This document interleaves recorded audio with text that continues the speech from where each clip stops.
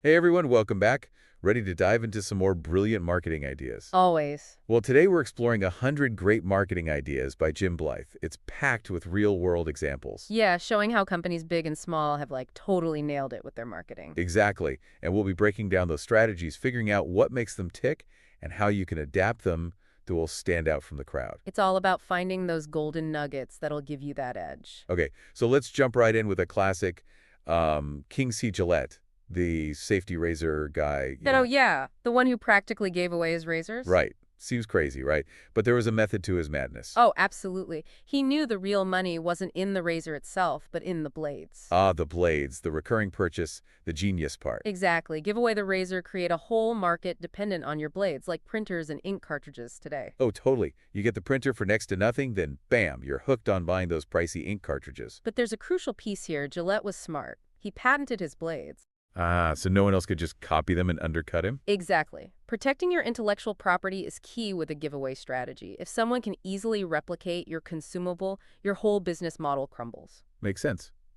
Okay, let's switch gears to something a bit edgier, French Connection UK, or FC UK. Oh yeah, they weren't afraid to stir things up. To say the least, they used a provocative acronym to grab attention. And boy did it work. Their sales went through the roof. It's a strategy that often appeals to younger demographics who like brands that push the boundary, challenge the norms. Right, but it's definitely a high-risk, high-reward game. For sure, you need to be prepared for potential backlash.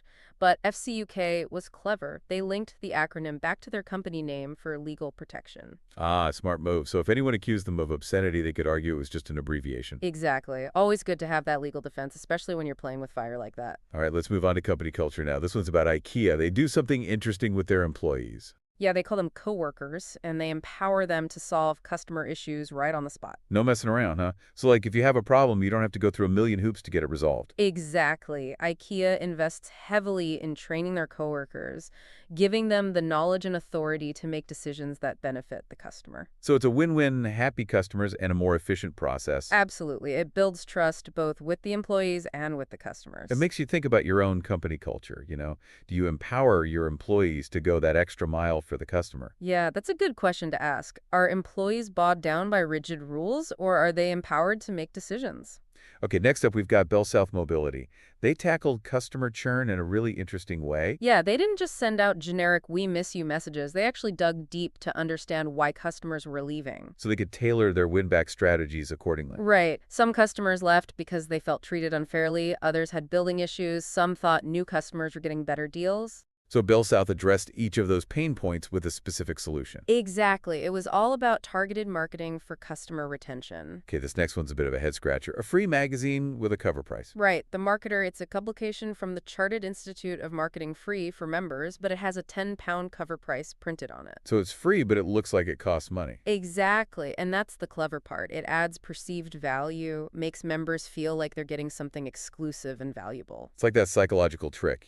Even though it's free, that cover price makes it seem more desirable. Exactly. It elevates its worth in the mind of the reader. Makes you think, how could you apply that to your own free stuff? Like if you offer free content or tools. Right. Could adding a symbolic price tag make people value it more? Interesting. Okay, let's talk efficiency now. ETAP hotels, they streamlined everything to create a really consistent experience. Think minimalist rooms, automated booking and check-in, even keyless entry. So basically, they reduce reliance on staff as much as possible. Exactly, which helps keep costs down, and it ensures a standardized experience across all their hotels. Now, this might sound counterintuitive, but their customer satisfaction is actually really high. Yeah, because sometimes people value convenience and consistency over personalized service, especially in today's fast-paced world. Okay, last one for this part, and it's a big one. It's not enough to just know what customers want. You need to understand why they want it. Exactly. And K-Shoes provides a perfect example. They discovered that their non-squeaking shoes were a hit with women for a very specific reason. Because it allowed them to approach their husbands discreetly. Right. You'd never guess that would be a selling point, but there you have it. It highlights the importance of understanding your customers' motivations. Sometimes the reasons behind their choices are surprising. Absolutely. Okay, we're going to take a quick break, but when we come back, we've got a whole bunch more marketing magic to uncover. Looking forward to it. So it's about going deeper than just the surface level. You need to understand those underlying needs and desires. Exactly. It's like that saying, people don't buy drills, they buy holes. Focus on the problem, you're solving the outcome. Right. Makes sense. Okay, ready for some more marketing brilliance?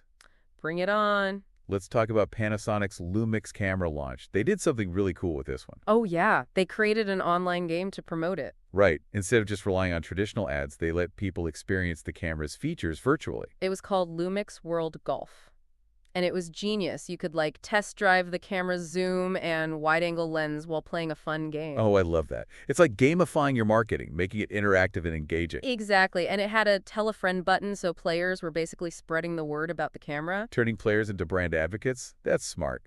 But the execution is key, right? The game has to be actually good. Oh, absolutely. A poorly designed game can do more harm than good. For sure. Okay, let's talk referrals. Word-of-mouth marketing is super powerful, but asking for referrals can be awkward. Right. It can feel pushy. Yeah, but Betterware found a clever way around that. They simply asked for friends' email addresses, offering a free gift or discount to both the referrer and the new customer. So it's a win-win-win. The customer feels good, the friend gets a deal, and Betterware gets a new lead. Exactly. It takes the pressure off that direct ask. Speaking of clever tactics, remember that Metropolitan Life mail shot from way back in the 1920s? The one with a penny glued to it. Yeah. Why do you think they did that? Well, for one, it made the letter stand out from all the others. It was like, hey, what's this? Right. It cut through the clutter. And that little gift probably made the recipient more receptive to the message. It's like a little bribe. It creates that sense of reciprocity. Okay, let's talk exhibitions. We've all been to those trade shows where you get bombarded with brochures. And most of them end up in the trash. Exactly. But Holiday Inn found a way to make theirs valuable. They included discounts for local restaurants in their brochures. Ah. So even if you weren't staying at a Holiday Inn, you'd still want to keep the brochure. Exactly. It was like a little city guide. That's smart. Turning your brochure into something useful. Makes you wonder what kind of bonus content you could add to your own marketing materials. Right. What would your target audience find valuable? Okay, let's talk niche markets. Saga is a great example. They target a demographic that a lot of companies overlook. The over 60s. Right. But they don't just offer the typical senior trips. They have adventure vacations activity weekends. They recognize that seniors are not a monolithic group. Exactly. They understand that even within a specific demographic, there's a lot of diversity. Okay, this next one is about building a community Huggies, created an online club for expectant and new mothers. The Huggies Club, it's a great example of content marketing. They offer advice, support, even a £4 voucher for joining. So they're providing value and building brand loyalty at the same time. Exactly. And that voucher is a nice incentive to get people to sign up. Okay, this one's a little different. Goldwell, a hair care company. They entered a competitive market with a pretty bold strategy. They ditched traditional sales reps and sold their products directly from a van. A van. Interesting. Yeah, it was a mobile salon, essentially. They could go directly to hair salons and offer their products. So it cut costs, increased visibility, and they could offer those impulse buys. Right, and their promotions were really clever. Instead of giving away free samples of the same product, they gave salon samples of products they weren't currently using. Ah, so it was like, hey, try something new, you might be surprised. Exactly. It encouraged trial and hopefully loyalty. Okay, partnerships are key in business, and Tyron, a company making run-flat systems for tires, they partnered with Trade Partners UK to expand internationally. Smart move. Trade Partners UK helped them navigate the complexities of international trade. So they provided expertise connections, resources. Exactly. It's like having a business matchmaker. Love that analogy. Okay, this next one is all about soft-selling Waitrose, the supermarket. They offered a free glass hire service. Knowing that people often need glasses when they're throwing parties. Right. It's a subtle way to encourage people to shop at Waitrose for their party supplies. Exactly. It's not a discount, but it's a valuable service. Okay. This one's a little cheeky. Heinz salad cream sales were slumping, so guess what they did? They announced they were discontinuing it. Bold move. And it worked. People freaked out. There was a public outcry. Sales skyrocketed. The classic fear of missing out tactic. Exactly. Creates a sense of urgency. But it's risky. You need a strong brand for this to work. All right, let's talk about thinking outside the box. When Remington launched the first commercially successful typewriter, they knew they had to overcome some skepticism. Right. People were used to writing with pens. So Remington held typing contests, pitting typists against pen-wielding writers. It was a brilliant way to demonstrate the typewriter's speed and accuracy. Turn a product demo into a captivating event. I like it. Okay, Avon Cosmetics. They revolutionized the beauty industry with their distribution model. Door-to-door sales. Exactly. They brought the products directly to the customers, offering personalized service in their homes. It was a game changer, especially for women who were housebound or had limited access to traditional retail. Makes you think, are there any untapped markets or distribution channels your business could explore? Right. Could you reach new customers by thinking outside the box? Okay, let's talk about online video. YouTube and other platforms have become massive marketing channels. It's a great way to connect with customers, showcasing products, telling your brand story. But there's a lot of noise out there. What makes a video stand out? It needs to be visually appealing, informative, and entertaining. It needs to grab attention, tell a story, and leave an impression. Okay, remember Littlewoods, the catalog retailer? They did something really interesting with credit. They offered credit to their agents who then extended credit to customers. So it was like a community credit network. Exactly. It allowed people who might not qualify for traditional financing to buy goods on credit. Okay, shifting gears to the digital world, eBay was a game changer for businesses. It provided a direct-to-market platform bypassing traditional retail. So businesses could reach a global audience and sell directly to consumers. Exactly. And it created a marketplace for niche products and vintage items. Okay. This next one is about repositioning Lucozade, originally marketed as a health tonic. Successfully repositioned itself as a sports drink. Right. They redesigned their packaging, shifted their message, and leveraged celebrity endorsements. It's a great example of how to revamp your brand image. But you have to be careful with repositioning, right? Oh, absolutely. You need to make sure your new positioning aligns with your brand values and resonates with your target audience. Remember K-shoes and the whole non-squeaking shoes thing? Yeah, it's a reminder that sometimes the most compelling benefits are the ones you least expect. You got to dig deep to understand those customer needs. Okay, this next one is interesting. Volkswagen faced a challenge in the British market. Diesel cars were seen as smelly and sluggish. Not exactly a selling point. So what did they do? They embraced the negative perception and turned it into humor. Their ads showed people forgetting they were driving a diesel, highlighting the smooth performance of their engines. So it's like, we know what you're thinking, but we're here to prove you wrong. Exactly. It takes confidence and humor. Okay, let's talk about targeting a specific niche, Young's Homebrew. They focused exclusively on products for homebrewers. And they became the go-to source for everything homebrewing related. Find your niche and own it. Okay, this next one might be a bit controversial. World Gym wanted to attract serious weightlifters. So they created a deliberately intimidating atmosphere. Like no pain, no gain kind of vibe. Exactly. Their ads featured hardcore imagery and slogans like, "There are no sissy machines here." So they were basically discouraging casual gym goer. It's a risky strategy, but it can be effective if you're targeting a very specific audience. Okay, let's talk about building brand personality. Duracell.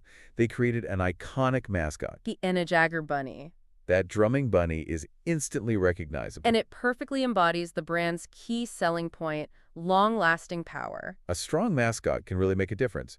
Okay, Roundtree, they had a challenge with their After Eight mints. The British public wasn't really accustomed to after-dinner mints. So Roundtree had to create a new market for them.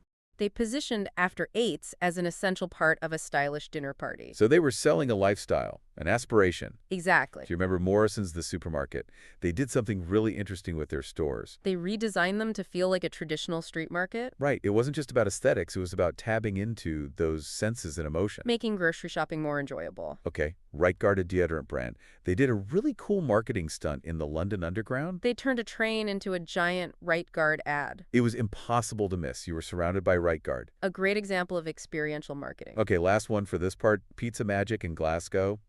They were early adopters of online ordering. Convenience is king. Right, they made it so easy to order pizza. No phone calls, no hassle. A great example of how technology can improve the customer experience. Absolutely. It's like they're saying, we get it, you have doubts, but trust us, you'll be pleasantly surprised. Exactly. It's a fun way to challenge those preconceived notions. Okay, let's talk about niche marketing again. Young's Homebrew.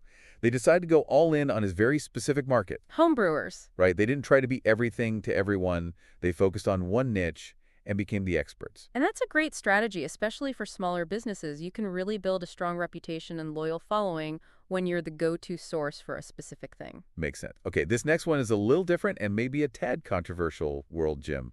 They wanted to attract a very specific type of customer. Serious weightlifters, the hardcore fitness enthusiasts. Right, so they created a gym atmosphere that was, well, kind of intimidating. Yeah, their ads featured images of like really ripped bodybuilders and slogans like, "There are no sissy machines here." So they were basically repelling anyone who wasn't super serious about lifting. Exactly, it's a bold strategy, but it worked for them. They built a strong brand identity and attracted a loyal following. It's a good reminder that you don't have to appeal to everyone, you just need to appeal to the right people.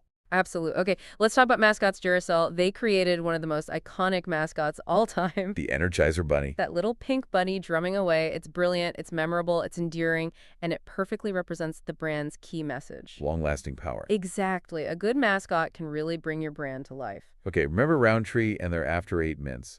They faced a challenge when they introduced those to the British market. People weren't really in the habit of having after-dinner mints. So Roundtree had to create that desire. They launched a sophisticated campaign positioning After Eights as an essential part of a stylish dinner party. So it wasn't just about the mints themselves, it was about the experience, the lifestyle. Exactly. They elevated the whole after-dinner ritual. Okay, remember Morrison's, the supermarket chain? They did something really interesting with their store design. They redesigned their stores to feel like traditional street markets. Right, with different sections for fresh produce, baked goods, and so on. It was a brilliant way to engage the senses and make grocery shopping more enjoyable. Turning a mundane chore into a more immersive experience. Exactly. Okay, let's talk about Right Guard, the deodorant brand. They did a really creative marketing campaign in the London Underground. Oh yeah, they transformed an entire train into a Right Guard advertisement. You couldn't miss it. Everything was covered in Right Guard branding. And they cleverly played on the phrase, right guard, which is what they say in the tube to signal the train's departure. It was a great example of experiential marketing, creating a memorable and immersive brand experience. Absolutely. Okay, last one for today, Pizza Magic in Glasgow. They were pioneers in online ordering. Back when most people were still ordering pizza over the phone. They saw the potential of technology to streamline the ordering process. And it was a huge success. Customers loved the convenience. It's a good reminder that even small businesses can be innovators. Absolutely.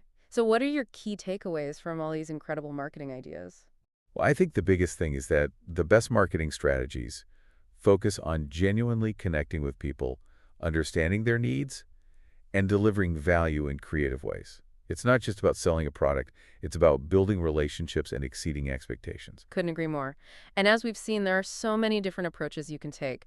The key is to find what works best for your brand, your audience, and your goals. Exactly. So be bold, be creative, and most importantly, be authentic. And never stop learning and exploring the ever-changing world of marketing. Well said. That's all for this deep dive into 100 great marketing ideas. We hope you found it insightful and inspiring. Until next time, happy marketing.